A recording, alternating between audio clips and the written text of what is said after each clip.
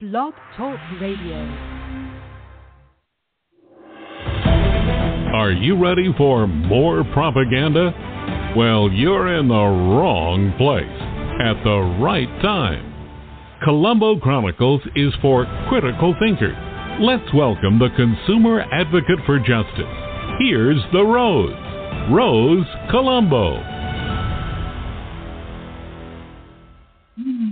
It's the Rose Colombo, right here for you on Blog Talk Radio. And just to let you know, we have a new channel on YouTube. You just go to the search box and you type in Colombo Chronicles. That's Colombo Chronicles. And it'll bring you to my new channel, Colombo Chronicles, where you can subscribe and help us support the channel to bring you this important information by experts and authors from America and some from around the world. And it's on a myriad of topics from love and sex to health and to war, crime, the mafia, organized criminal syndicates, immigration, illegal immigration versus immigration, actually. And it has a section of the Justice Club from time to time that discusses injustices and legal abuses and victims of legal abuse as a longtime advocate for justice who has actually proposed laws that have been implemented in California and around the country over the years, because I am looking out after us and you period, S period, and us without the period. Because if I don't help look out after us and expose corruption and injustices, who will do it? Hopefully you are doing it and doing your homework and will do it. Today we have a really exciting show for you, and I'm really excited to welcome back our repeat author, the author of Wings, and it's about World War II and Hollywood and what happened in Hollywood. And today, because she is a remarkable woman and author, and her family has been connected to Hollywood for many years and still is connected. I'm asking her to join us today and to give us her take. She was raised in a family that worshipped the Jewish religion, and give us her take on what is happening with the Jews, and not only with the Jews, but inside the USA, and especially in Israel, and versus Palestine, and the anti-American, anti-Israel, anti-Jew, and anti-Christian organizations who believe that their religion and political ideologies, which are bonded together and cannot be separated, should rule the world. And that is through the Muslim Brotherhood CARE's stated and written strategic goal of infiltration into Western civilization and into Israel, and then the rest of the world later down the road. Infiltration, overpopulation, a weapon, overpopulation, and then domination over Western civilization. But the main countries that must be conquered if they are to succeed would be Israel first and America second. And the only way they could do that is if somebody flew them into the country for at least 8 years and then opened the borders and let them in with non-vetting and no background checks and rushing them through the United States refugee agencies, as many as possible, secretly every night on taxpayers' time and dime while we were sleeping. That had happened, and it did happen, and it's still happening today. And if you don't believe me, then do your own homework and your own research, how we have been sacrificed of the potential and possibility of losing the United States of America and Israel to form anti-American and anti-Israel countries. So this isn't just about a small strip of land. It's about the United States of America. Because we always protected Israel.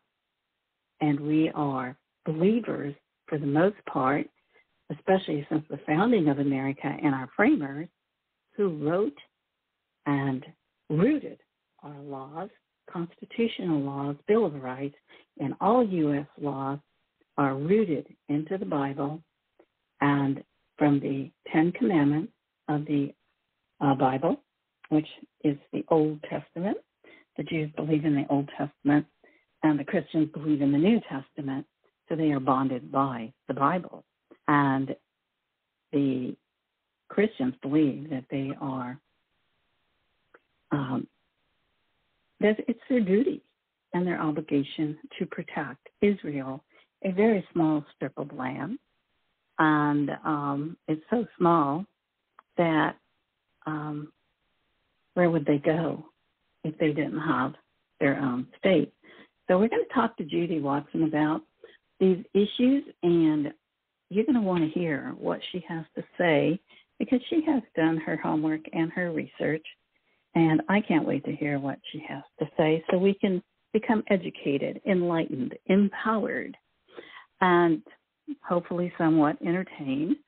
But not just that, so we can expand our minds and we can make discernment about what is actually happening and what is the potential of happening with open borders, flying in people from third world nations, mainly healthy young males.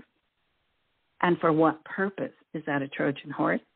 What are we really looking at? What are we really facing? Is it just Israel? Is it just the Jews?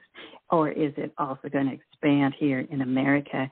And we're going to see more protests like we did with BLM, who claimed they were Marxists and communists like Antifa, funded by wealthy people behind the veil who want to see America taken down, who want to see Israel taken down, who no longer want Christianity or the Jewish religion to exist. And so you can call it communism, you can call it socialism, you can call it fascism, you can call it Islamicism, you can call it whatever you like, but it all boils down to the same thing. People do not have the right to kill just because they want a piece of land or they want to conquer a nation. And in between all of that is all the innocent people who don't want war, who don't want people to be killed, who don't want people to be sacrificed or tortured over land or oil or water or just because they hate that country or those people or that religion or that race. It's no different than in America where they punish you because they accuse you of a racial slur or racism or prejudice or discrimination. Well, there's also discrimination against countries, and we need to think about all of these things. So we're going to be back in just a moment. Don't touch the dial. You will not want to miss this show. So grab a cup of coffee, grab a smoothie, cup of tea, and sit back and relax. Obamasaurus, the new book by Rose M. Colombo, is an updated version of a political satire that reflects the political roadmap of today's world. Written with an Orwellian twist. Will humanity survive or suffer depopulation or extinction? Obamasaurus by Rose M. Colombo. Available at Amazon.com.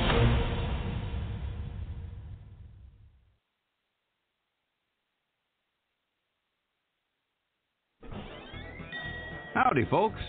Just stopped in by my favorite restaurant, the Horseshoe Cafe. I highly recommend the home-cooked hot meals and piping hot coffee. In fact, it reminds me of my mom's home cooking when I was growing up. The customer service is excellent. Be sure to save room for the world's best desserts. Make sure you try a slice of fresh homemade pie. The Horseshoe Cafe is located at 154 East 4th Street in the heart of Benson, Arizona. The Horseshoe Cafe is right outside of Tombstone, Sierra Vista, and Tucson. Sometimes Patty and Mike stop by to welcome you. The staff at the Horseshoe Cafe looks forward to seeing you. Stop by to eat or relax. Cool down in the desert with a cold beer or your favorite cocktail. That's the Horseshoe Cafe. Oh, and don't tell anyone I told you, but some people think it's haunted. One thing is for sure. Be sure to bring your appetite. That's right. Be sure to bring your appetite to the Horseshoe Cafe. It is right between Tucson and Phoenix and Sierra Vista and headed up to Tombstone. And it's right in the middle of Benson where you can get a home-cooked meal and sit back and relax and have a cold drink out in the desert there. And on that note, we do have the Justice Club, and sometimes we do enter into the Justice Club, but today we're not going to enter into the Justice Club. We're going to enter into Authors and Experts with our wonderful repeat guest, Judy Watson. So, the Justice Club is back on Columbo Chronicles Live Podcast. Join Rose Columbo at noon and find out what tips she will provide in a world of little justice. Columbo Chronicles Live. Columbo is on their trail. Listen up at Columbo Chronicles Live. Hi, we're back, and we are entering into the world of authors and experts. And our author today is Judy Watson. And let's say hello to Judy. Hi, Judy. Are you there? I'm here, honey. I'm just listening and wondering how far back you want to go, because I've been doing a lot of studying about the history of Israel and how it began, and also about Palestine. And basically, if you really want to start at the beginning, it was all part of the Ottoman Empire up until probably World War I, which was the Turks. And the interesting part for me, because I've watched different programs, is that, yes, it was Jewish land biblically going back thousands of years if you want to discuss how long someone's been there. But then it was conquered and changed through millennium, and it became like a nomadic Arab land where people lived, had small farms, and they were there also. And eventually the Ottoman Empire began to pass away and lose strength, and that's when Great Britain came in. And it's Great Britain who gives the mandate, the Balfour Declaration, that establishes Israel. And that comes about, people start going there in World War I, those European Jews who were able to get out of Europe. But eventually the British, who I'm not crazy about, put them into prisons, displaced people's camps, and treated them harshly and barbarically. And eventually they found sympathy through the Rothschilds and other large people, and they began to buy land. And the reason I want to bring that up is because if the land was occupied, it wasn't occupied by anyone in particular until the Balfour Declaration, which openly gave, and this was British, a area of land to the Jews to establish the state of Israel. And that was what made... But wasn't the state of Israel approved by and accepted by Israel and the United Nations and the world as a official state? Well, that's where it culminates. Okay, that's what I'm trying to say. We have to think about World War I, and then slowly, as the displaced people were sent there after World War II, and the Jews were allowed freedoms, and the mandate comes about by Balfour. And the reason Israel, by the way, I have to interject this, looks the way it does on a map is because Winston Churchill, who I really admired, took away 75% of the land that had been approved for Israel. But the Jews had nowhere to go, and they wanted to have a homeland. They were tired of being killed and just decimated barbarically throughout the centuries, and they took this. And in 1948, United Nations declared Israel as a state, and they also declared Palestine as a state, and there was to be two states. The Jews accepted. The Palestinians did not, have not, and never will. So they never wanted to live peacefully side by side with the people of Israel. And the torture of all that, it's torture to me when I read the history, because the Jews constantly tried to make friends with people who hated them. This is not a cultural war. This is a Jewish hatred, because the Palestinians are Muslims dedicated to the death of every Jew that has ever existed. This is a religious war. And in a religious war, nobody is going to culminate it and say, okay, we can have this agreement. It just doesn't work, Ruth. It's fanaticism. Well, you called me Ruth. It's Rose. Rose. I'm sorry, Rosie. Rose, forgive me. A lot of people do that. Believe me, a lot of people do that. I didn't know why. But anyway, I was going to mention that the Muslims from the Middle East nations would visit Adolf Hitler. It's recorded in history during World War II, and they got along just fine. And both, now that you think about it, hated the Jews. And so that goes back. So what we're talking about is centuries of this hatred for, if you want to call it race, a religion, whatever, and land. It goes back so far back that how do you uproot or unroot, I should say, unroot people who have been taught a specific discrimination from the time they're toddlers, and that these people are their enemies, because after 2011, jumping ahead really far here, we're going to go back, but I recall the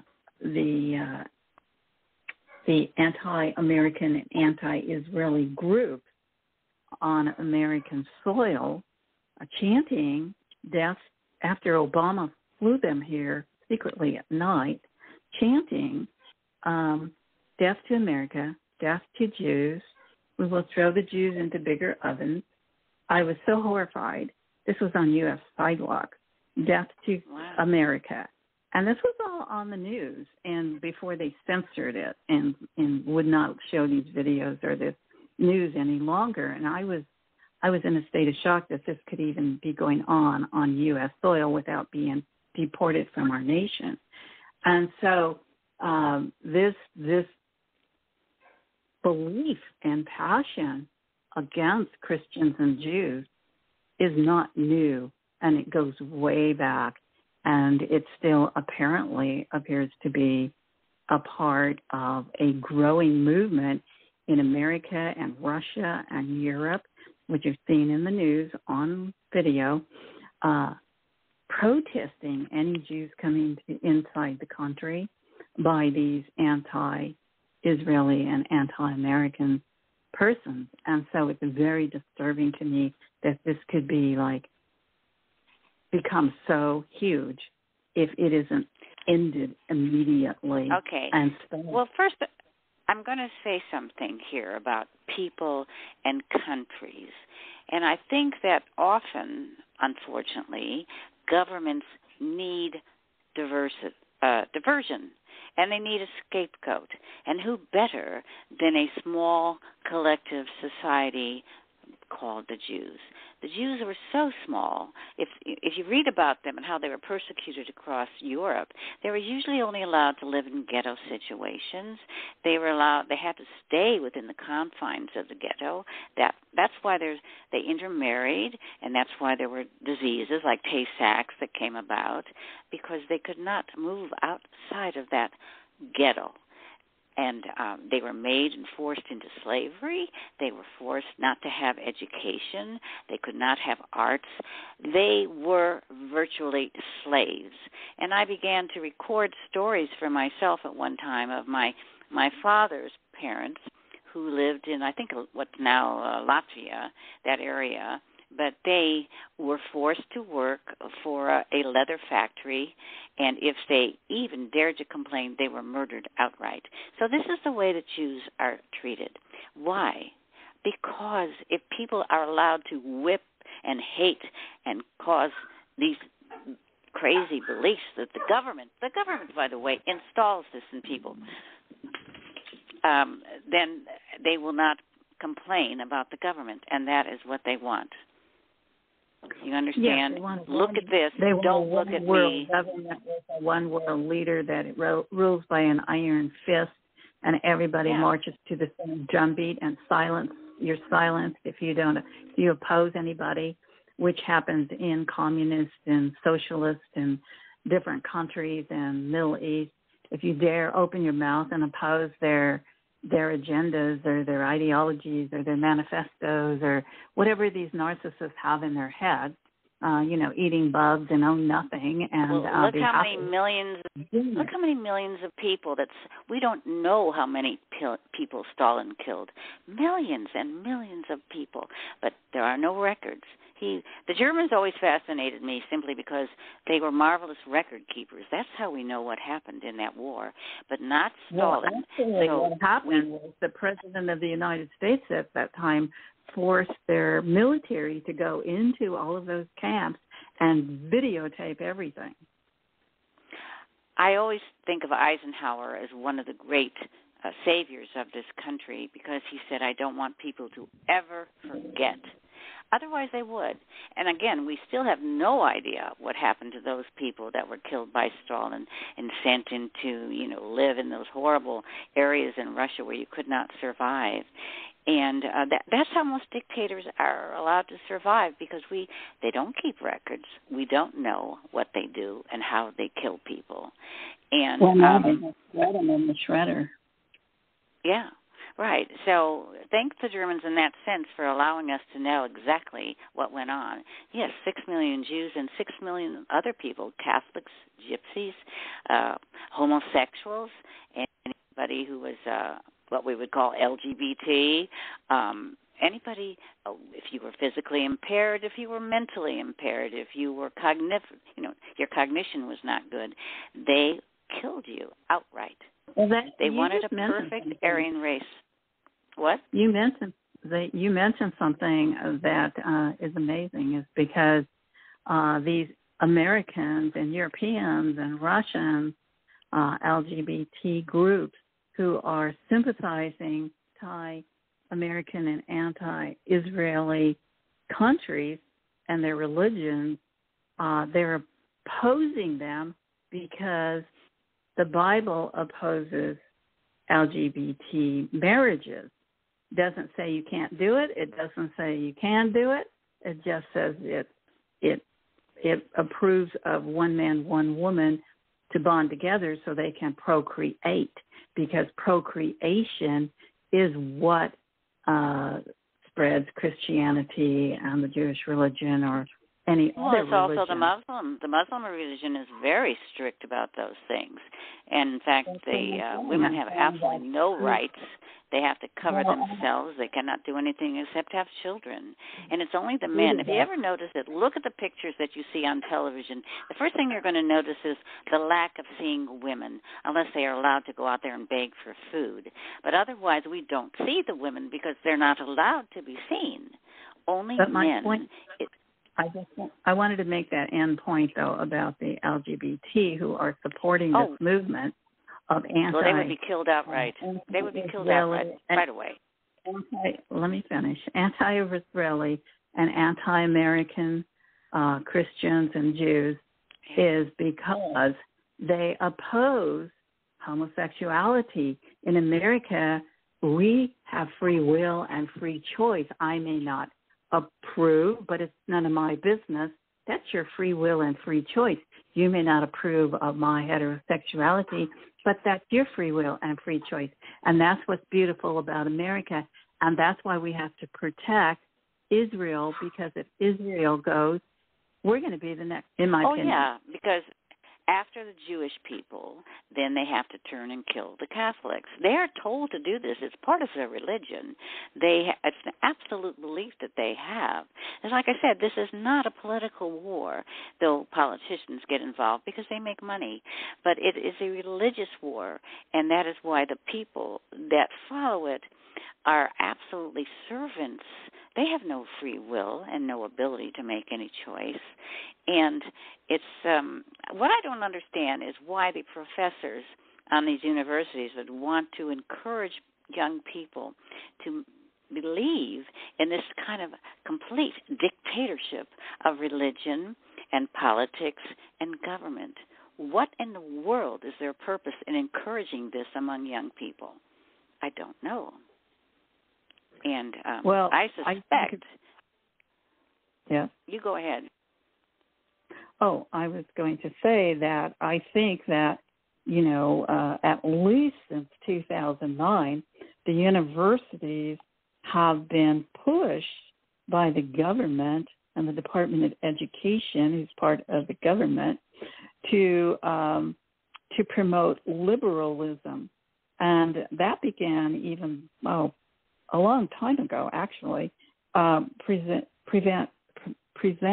liberalism to the kids, and they slowly were inserting Islamic studies and in our public schools and colleges and universities in America, and they were even not telling the parents in the elementary schools or middle schools what they were doing, that they were inserting, while they were removing and erasing U.S. history.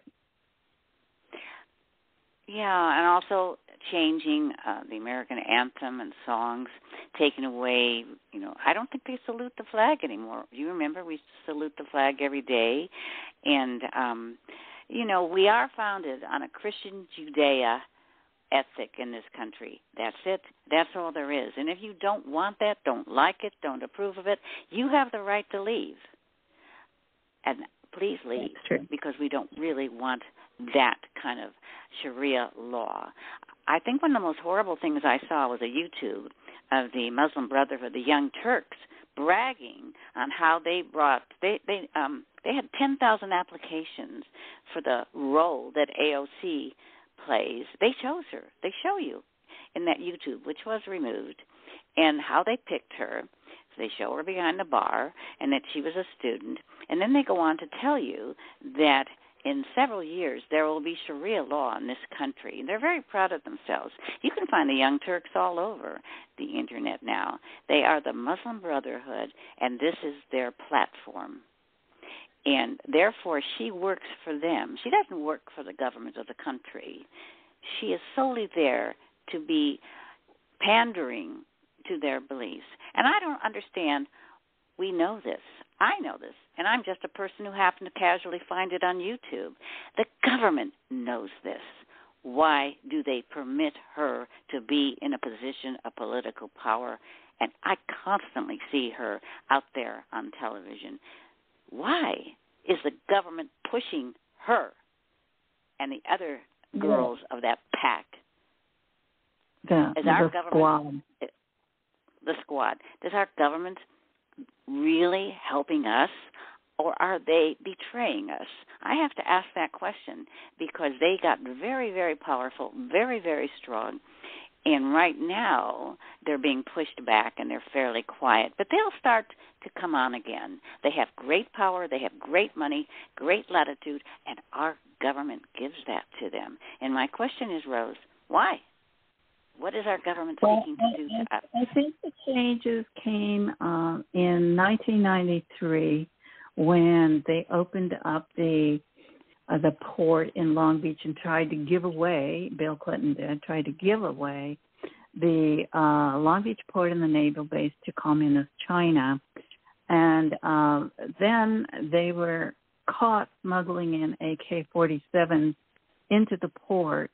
And when they got caught and stopped, after who knows how many they brought into our country, and now we're getting blamed for them being in the hands of people, this is what happened. It was our government who did it.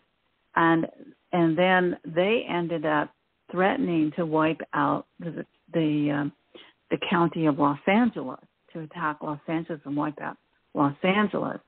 And so rather than protecting our ports and our international waterways and our rural airstrips or even our air space in 2001, nobody was home, right? Nobody in government was home. Think about it. You know, I really can't talk to the government. You know, here we're trying to talk about Israel. But if you look at the larger picture, then Israel is really... Picture. You cannot just look at Israel. Well, you have to look at Ukraine. Look at Ukraine. I see Ukraine as a necessary diversion. As to why, I'm not sure, though I think I've heard and read, this is on the internet, that it is a place where money was laundered, that it's a place where the neo-Nazis, there's a famous place in Ukraine called Kiev, and there's a famous and horrible massacre of Jews called Babi Yar. And during the World War II, 35,000 Jews were massacred in 3 days by Nazis in Kiev. This is a known fact. It's well established. It's all over the history and information and Google. And yet, those neo-Nazis remain. And we are sending money to support this country. And that came to us. We were allowed to have that information in the beginning, but now they bury that information. They want us to forget. Don't remember this. Don't recall this. Oh, we don't remember that we gave you that information. So why are we giving all this money to Ukraine? When I read about it, what Russia was afraid of, having, they didn't want NATO on their borders. Well, would we want NATO on our Mexican border? I'm not sure. Would we react the same way, and would we be in a war then? So I felt from the very beginning that Ukraine was kind of a money laundering diversion for this country. And so you're not looking at Ukraine right now, are you? And the fact that a tremendous amount of money is being requested for Ukraine, and we're only looking at Israel. Diversion. That's really what this is.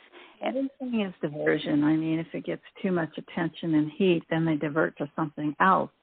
And, right. I mean, people are beginning to wake up to that fact that, oh, look over here. Oh, don't look over there anymore. Look over here. Oh, look up there. Look down there. Oh, look. And so it don't takes forget, away. we're having all those air attacks against our own planes and people in Syria. Another diversion. Are we in another war? What is going on? Diversion. Money going out, excessive money going out. People wondering, where are we in this country? What has happened? Why is this happening? Well, the reason it's happening to this country is because Americans trusted their leaders. They trusted their elected. They trusted their appointed. They trusted their Department of Justice. They didn't know that the Department of Justice could go political and destroy an entire family. They didn't know that they could take your property, your car, your whatever they wanted just by stopping you and accusing you of a crime now. You no longer have due process of law. You have the NDAA law. You've got the Patriot Act. You've got everything against Americans that they can accuse you of being a domestic terrorist. I mean, it goes on and on and on, where we have lost our constitutional rights, liberties, freedoms, and sovereignty. And we are not a sovereign nation. We are a borderless nation with a bunch of nomads flowing right in and draining our country of education for our kids, our grandkids, great-grandkids, whatever you have, and yourselves, from your Social Security, from your Medicare, from your food, your water. That we've got Klaus Schwab telling us we're going to not own anything, and we're going to be happy eating bugs. And we've got George Soros saying that he is going to make communist China the superpower of the world by devaluing the U.S. dollar, which he's been successful at with his ilk. And then you've got Bill Gates, who's invested in Big Pharma, MS, you name it, he's invested. And he wants to privatize the United Nations, and he wants to make who the ruler over everybody's health care, which means what? Endless jabs? What does that mean? to people. And so then we've got our government involved with AI, who's spying and tracking on every individual who has no probable cause to be tracked or spied upon. And so the people that are actually being spied upon, tracked, background checked, naked x-rayed, and punished are the natural-born Americans and the loyal, legal, naturalized Americans who have been here for decades. Those are people being punished. There, again, though, you have to ask yourselves, it's like an endless grasping of power. And in time, don't you think they'll all turn on each other? And because they feed off each other. Who will be the most powerful? Who will obtain the most money? Who will have the greatest say-so? Who will end up being that global control over all of us? And honestly, I've seen things changing, and so who is not even considered much anymore. And the WEF we're all looking at, and as that changes, everything changes. And I don't even think we will have these things in power. I think these things will endlessly be gone, and we'll have new people trying to obtain power. So it's kind of interesting to watch the whole shift of everything. But again, we were going to talk about Israel. I think Israel is really just a small player and a momentary diversion for the government. And that is why they're backing Israel. But they're really not backing Israel. Well, yes, we understand. Go in, Israel. You have a right to do this. That's on Monday. Tuesday, well, I don't know, Israel. We hear things we don't like. Wednesday, Israel, maybe you should refrain. Thursday, oh, well, maybe you should stop doing what you're doing. Friday, what? You still want to be going ahead and doing what you want to do? Well, let's just talk about it. And Judy, that's what we're hearing, Judy, it's ethnic cleansing, religious cleansing, ethnic cleansing, racial cleansing. That's what Hitler did. And that's what is the danger of today. And people aren't realizing how important Israel really is to America, Europe, Canada, Mexico, New Zealand, Australia, to our livelihood. Because if they continue with these depopulation programs, which war is a depopulation program of ethnicities and races and religions, then you're not paying attention to the big picture of what's coming next. What is the big plan? And it's very frightening.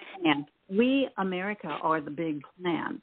I mean, if they can plunder our economy, they are going to destroy the middle class, because people cannot keep up today with the food costs, the gasoline costs, electricity, water, rent.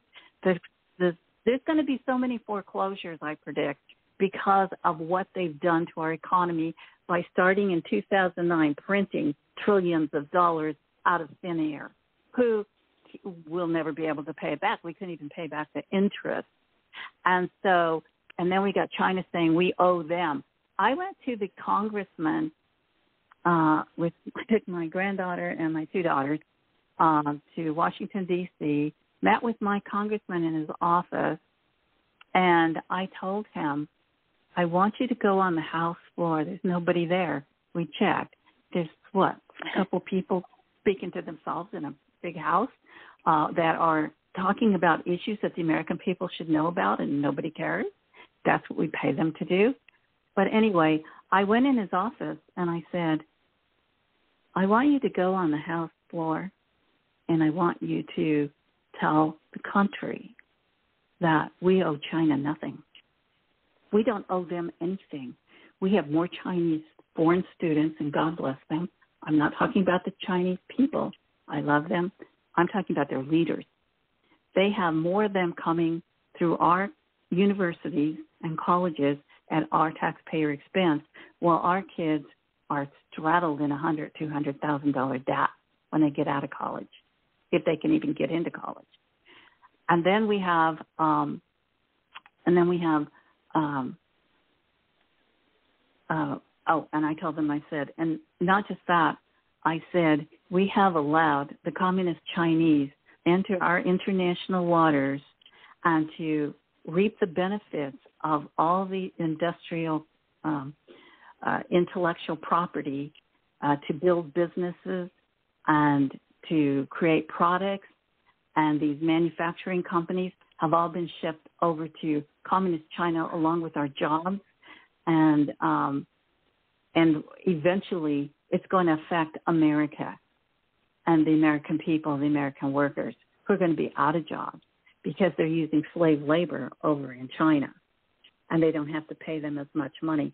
And they're going there and they're coming in and out of our country tariff-free for 25 years. Now it's about 30, I guess, but 25 years. And I said, we don't owe them anything. We built China up. We gave them our intellectual property. We gave them our manufacturing companies. We gave them our jobs. What do we owe China? Nothing. They owe us.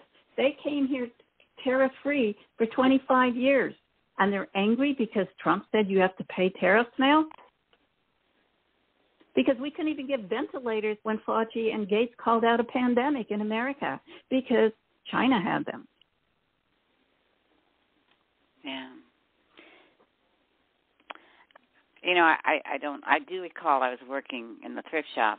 I remember the blouses started coming in at $1 a piece, and and they had been $35 a piece retail in the stores because they were American made. Remember, American made, union approved, good quality fabric.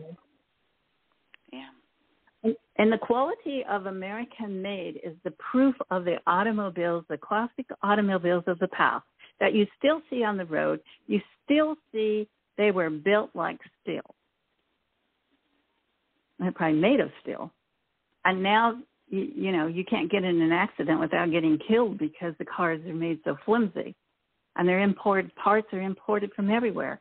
And then, a couple of years ago, they couldn't even get the microchips from China to finish the cars at our automobile industry. And so they couldn't sell the cars. So what happened to them? Did they have to destroy them? Because they could not get those microchips. You're going to tell me that America could no longer develop microchips in America? You can no longer develop ventilators in America? You can no longer produce big pharmacy products in America? Seriously, Judy? Well, I think, Rose, you're just telling me it's all about greed. And the other thing, I think the thing, though, that bothers me the most is about also the media. You know, when I entered into television, and Dick was working in television going way back, they had laws. They had rules. All the rules, by the way, were thrown out. That's why you can see whatever you see on television. And it became just I think these are huge monopolies now owning these small stations across the United States. And I thought we were against monopolies and we had laws, but those laws don't exist either. And it's just they can say anything. And the reason when you're watching television, you don't know it, but you're being automatically counted. And that particular station then can use you, and they can sell and get money from advertisers. So it's up to them to titillate you, to incite you, to excite you, to show you biased material, propaganda, whatever they can do, because that's how they make money. And I always tell that story to people I've known along the way. Be careful of what you hear from the media, because what is their aim? What is their goal? And if you want to know that, you just look behind to see who's paying their payroll. And that know that when you see a journalist on the air, they're not creating material. They're generally reading from a teleprompter. Somebody has prepared that material for them in the newsroom. Now, in the newsroom, the writers, they get their instructions from the news director. The news director gets his instructions from management. Who does management get their instructions from? The shareholders, the people that own them. So that's no loyalty to you, the American public, but to themselves. So I think that's the trouble in the world today, that maybe these young students going into these universities have been indoctrinated by carefully laid plans to know that they're young, they're vulnerable, they're impressionable. They don't have any background and any way, Rose, of knowing, is this right? Is this wrong? Should I look into this? You're using artificial intelligence now to think for you. You're not to think anymore. It's part of the non-critical thinking. You're not to ask questions. You're to shut up, sit down, be quiet, and go along with the narrative. And if you don't go along with the narrative, then you get censored and you get banned and you get suspended by CEOs who run companies who have no authority, elected authority or constitutional authority, to shut you up. The only authority they have is to say, I don't like that sentence, so I'm reporting you to the police. Let them investigate it. That's their job. It's not the authority of the CEOs and their fact checkers because of their personal biases. And I had been told I violate community policies for saying, God bless America. I'm not even joking. I'm not even joking. I was so shocked. And so, I mean, you know, it depends on who are these fact checkers. Who the heck are they? Are they the illegals? Are they coming from foreign fact checkers are generally paid. I looked into them. They're mostly paid by large corporations, and they all have their biases. And I do think people do. When I talk, most people I know laugh at fact check, and they have to because there's not truth. Violating freedom of speech and opinion and critical thinking. So it's nothing to laugh at, in my opinion. No offense to you and whoever said that, but it's not funny at all. We should not have fact checkers. The only fact checkers they should have are for imposters who are not who they say they are and report them to the FBI or the police or sheriff. And they should have fact checkers who they believe are violent or may cause harm to somebody or threaten somebody, report them to the police. That's all they should be doing, not deciding they don't agree with your opinion and shutting your opinion down, shutting your facts down, shutting your truth down, because who's shutting theirs down? Well, I agree. That's why I don't read fact checkers at all. But you don't read them. They send you notices and say you can no longer post. You know, you're banned. Well, I'm not on Facebook. I'm not on. I'm not in any of these places. It doesn't matter if you're on it or not. If you want to be on it, it's free. You should be on it, and you should be able to publish your opinions or facts or truth like anybody else. But that isn't what's happening. There's discrimination going on, and so and by people who are not elected officials or not police officers or not. If they complain, they should just report you to the police and let them decide. They're the police officer. They're the FBI. You know, if you're a terrible person, they believe you're a terrible person and are going to do harm. But anyway, going back to Israel, what has Israel ever done to us that we are now turning on Israel? Is a question I did want to ask you. Well, I didn't know that people, but I think I've always encountered anti-Semitism. As a child growing up, I was attacked, 8 to 7, not for any reason, just because I was a Jew. And I think that answers your question.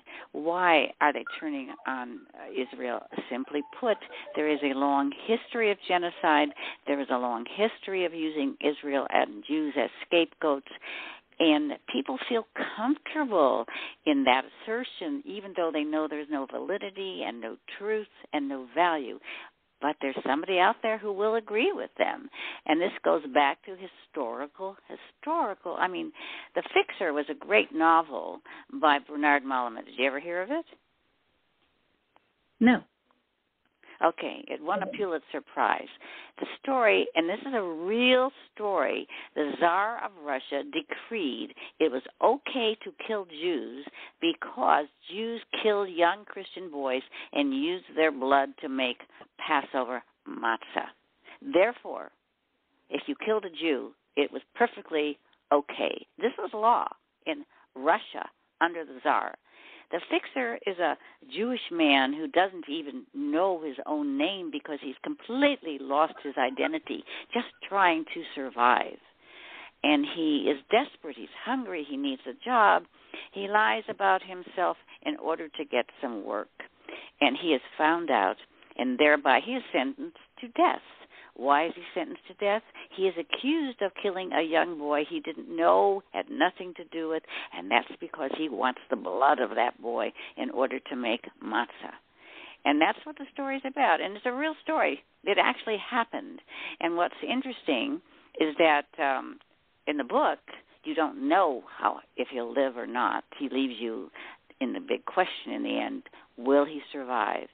But in reality, I think I researched it and found out that the Tsar rescinded that because he knew it was an absolute lie. But he had gone out, like many media papers do, and he had published and told this lie so often that even if he rescinded it, it didn't matter. It was embedded in the brains of the Russian people, just as they believed that Jews had horns and Jews had tails, and Jews were capable of all these terrible things, so it was okay to kill a Jew. And this is how pogroms took place. And this is all recorded history. And this has come on down that everywhere a Jewish person would go, if you were beaten up, if your homes were ransacked, what does George Soros say in that famous interview that he has? He goes out as a young boy and he watches why the home of a Jewish man is completely ransacked by the Germans. And he says, well, if it wasn't them, it could have been me. And I think he makes up his life's decision, and that is what he will do. He will make sure that he is the one creating this type of thing to happen. And by the way, he has. And but nobody ever wants to question that, because when people have money and power, we don't question, just like who questioned the Tsar. And so this is how history is predicated and what it's built upon. It's not often built upon truth. I mean, look at if you go back to study history, it's just mind-boggling, the things you come across that have no basis in truth, but only in hatred and prejudice and people who foment these particular goals. So the Jews who were powerless and tiny were killed often. Okay. I read that David Ben-Gurion was the first prime minister of Israel, for people that didn't know that, and that he announced Israel's Declaration of Independence on May 14th, 1948, and there were 600,000 Jews that lived in the land, and according to the estimates, approximately one-fifth, or up to 120,000 Jews, were living in Jerusalem, where Jesus also lived, and he was born in Bethlehem. And the reason I wanted to bring that up, let me finish this, is the newly declared capital of the nascent state was Jerusalem, and approximately 2,000 Jews lived within Jerusalem's 500-year-old city walls. So as they had done for legitimately centuries, certainly since the return from exile in Babylon in the 6th century BCE, before Christ. So the interesting part to me about this is that Jesus grew up in Jerusalem, for those who don't know the New Testament, and he was born. You think of the city right now. I think he was born in Jerusalem actually, and he grew up in Jerusalem, and he became this messenger or prophet, and others believed he was the Messiah. The Jews did not believe he was the Messiah, but they did believe he was a prophet of some kind. And and then the Romans did the same thing. And, of course, he only lived 33 years because they all decided he was a false god and they were going to crucify him, which they did. And so that was when Christianity began within the New Testament. And so that did not sit well with the Middle East, and because they believe in their own ideologies and their own prophet or God, whatever, higher power. And the difference is that the Jews only have this little tiny section of land, and Jesus was born in Jerusalem, or Bethlehem, but he lived in Jerusalem with his parents, Mary and Joseph. And so Jesus was a Jew. And maybe that is why they don't like Christians as well, because Jesus was a Jew, and so were his parents. So it's all attached to, well, it's also because that was the first monolithic religion, right? The Jews were the very first monolithic religion. In other words, before that, they believed, they had gods of this type and that type, and then following Jesus was also believing in one God. And this is what they don't want either, if you're talking just about religion. And that's also a cause for hatred, because these were kind of barbaric, religions. They had gods of fertility and gods of the land and gods of the trees and gods, of the farms. And one God, what does that mean? That to them was something they just didn't want. I think a lot of it really, too, goes to the fact that that whole region, it was so huge, Up until World War I, it was a huge, huge swath of land. And then the English come in, and they're the ones that create Lebanon, Syria, Saudi Arabia, Egypt. And but none of those people actually liked each other and got along with each other. And I think there were many wars among them also, wars of attrition and wars of taking land and wars, continually. They were enslaved by Egypt, and that's when they broke loose. They escaped because they were led by a higher power, and Moses was led and led the Jews out of Egypt because they were enslaved to build those huge pyramids. And they were enslaved. Of course, they're going to want to escape and find their own piece of land, like everybody else over history who's done the same thing. But for them to, in modern times, believe that this,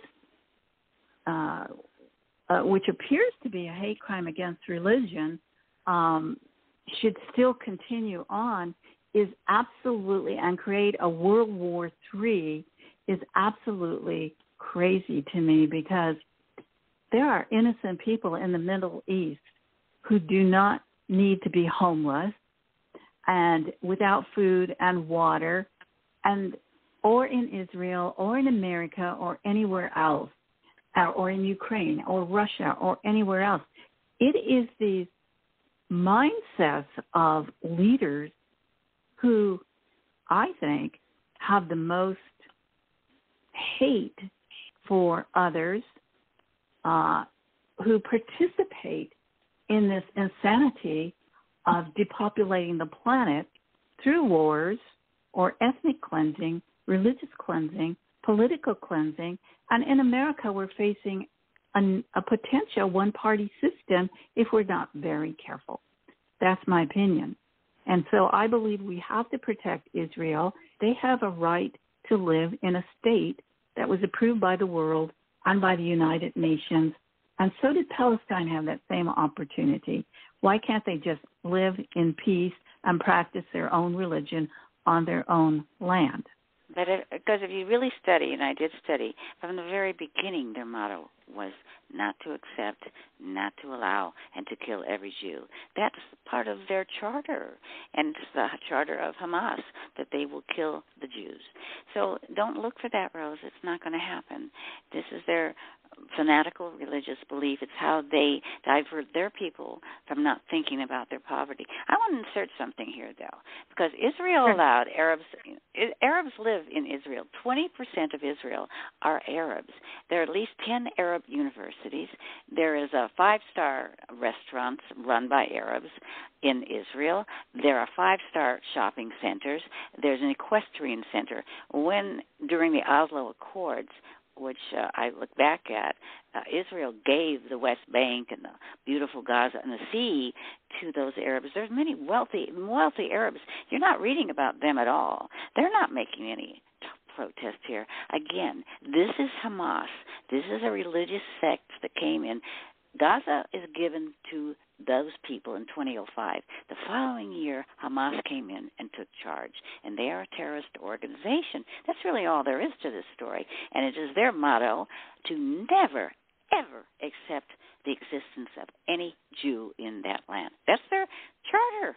It's in their charter. But what people have to realize is that's the Muslim Brotherhood Cares Charter, and these groups like Hamas, which Prime Minister Netanyahu says is ISIS, the same group, are all connected to Al-Qaeda, who trains them up. And all these different groups who are anti-Christian, anti-Israel, anti-American, anti-Western civilization have the same written and stated strategic goal of the Muslim Brotherhood, which is to infiltrate, overpopulate, and dominate all of Western civilization and then the world. That is their goal. And until people wake up to their real goal and they actually do their own homework and their own research and read it for themselves, that's their goal, then they better be very careful who they are sympathetic to. Because in America, we don't allow those types of groups to exist in America without being deported in the past. Why they aren't deported and identified today, and FBI and law enforcement know who many of them are, or why they have no-go zones where law enforcement can't enter, is so dangerous, in my opinion, on the U.S. soil, which is our homeland, because we're natural-born Americans. We're born here. We own this land. And guess what? Immigration requires assimilation, and legal immigration and background checks. And if you haven't done that, then they need to be deported back to their country and stand in line and apply. That's my opinion, and I believe that's the only way we're going to protect the children who are coming up and growing up in this country. And unfortunately, we have to leave. But thank you so much, Judy Watson, for your wonderful, wonderful comments and your information. Totally appreciate it, as always. And God bless you. And hey, stay healthy and safe. You know what, Rose? I hope the next time we talk, we can say something good and positive has come about in this country.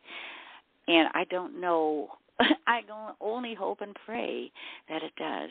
I really do, because I think most Americans are like myself now. And when I talk to other people, all we say is, what is happening? This is crazy. Our eyes are open to the politicians. Our eyes are open to the media, and we are absolutely helpless.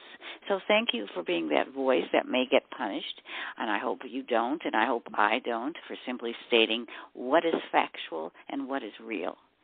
And but who knows? We live in a world where those things are not admired or wanted anymore.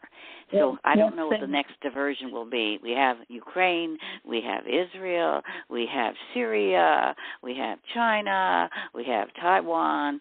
My, aren't we a busy little bee of a country? And so. Thank you so much, Judy. God bless you. I'll talk to you again soon. Bye. All right, honey. Bye. And that's all we have time for. And you can get Judy Watson's book, Wings, at Amazon.com, WINGS. Obamasaurus, the new book by Rose M. Colombo, is an updated version of a political satire that reflects the political roadmap of today's world, written with an Orwellian twist. Will humanity survive or suffer depopulation or extinction? Obamasaurus by Rose M. Colombo, available at Amazon.com. Well, my friends, time flies. And now is the time to say goodbye. Thanks so much for being part of the Colombo Chronicles family. You are appreciated. Please do it now. Bookmark. Push that like, share, and follow button. Oh, and don't forget to comment below and stay in touch. Make your family part of the Colombo family. Until next Wednesday at noon, remember, God loves you, and so does the Rose.